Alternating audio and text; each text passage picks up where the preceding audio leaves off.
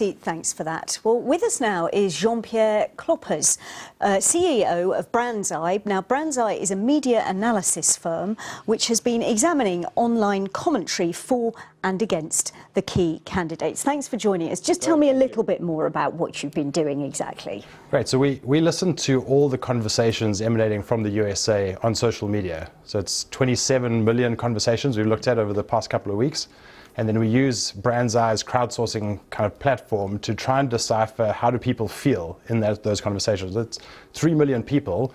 So we look at a statistically significant sample of that data to try and work out in each state, what's the advocacy, what's the kind of emotion on the ground towards each of the candidates leading up to the elections, and how does that change as various events play out in reality. And you're allowed to do this? It's all public data. Okay. We're allowed to, yes, it's a good question. What have you found?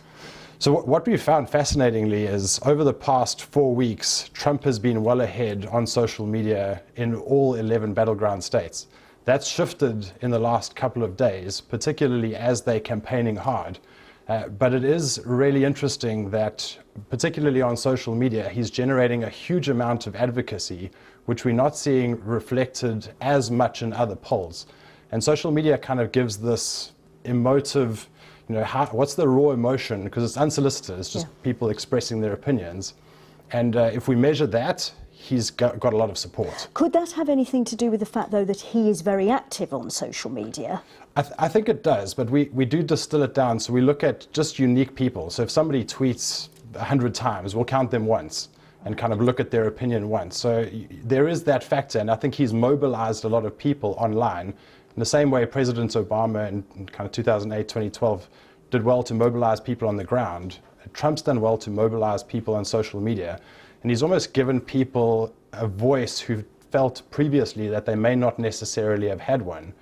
And that is remarkably similar to what we saw in Brexit. Well, it's interesting you say that, because your analysis predicted Brexit correctly. Yeah. So just tell me a little bit more about the similarities you're seeing between the two. So we're not data scientists, we're not political commentators, but I think the similarities is we've got a highly emotive content that's being shared. We've got a politically divisive figure, and with Boris Johnson, I think Donald Trump makes Boris Johnson look positively saintly in comparison, but it evokes this emotion in people which is not based on fact. And that's, I think, one of the other similarities is there's a lot of sharing of content and advocacy which is based on emotion rather than fact. And Brexit, as we kind of know in hindsight, was similar. It was about things like immigration, it was about jobs, and it was about this national or loss of national identity. And Trump's hitting all of those things at the same time.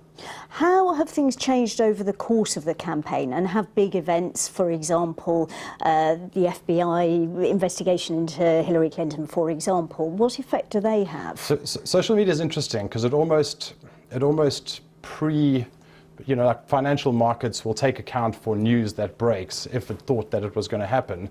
And social media is similar. So a thing like the sex scandal which hit Trump didn't have much of an effect. 0.5% of people speaking about Trump were speaking about that when talking about the elections.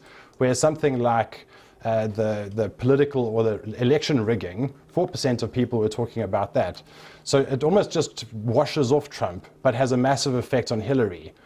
Which you could argue is not fair, but we know that elections aren't necessarily based on fair. And so the email saga had a big impact on her campaign and what we saw on social media. In the last couple of days, she started to kind of claw back. And so out of those 11 states, she's leading in 3 of them, according to social media.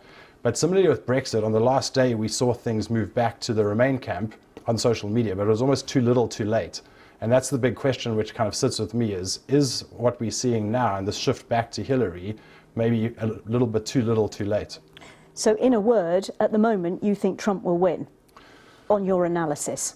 Yeah, if you ask for my opinion, it's different, but if you ask for what we're seeing in the data, that is what the data is saying. It's saying he's got a huge amount of support, and I think we may have underestimated it.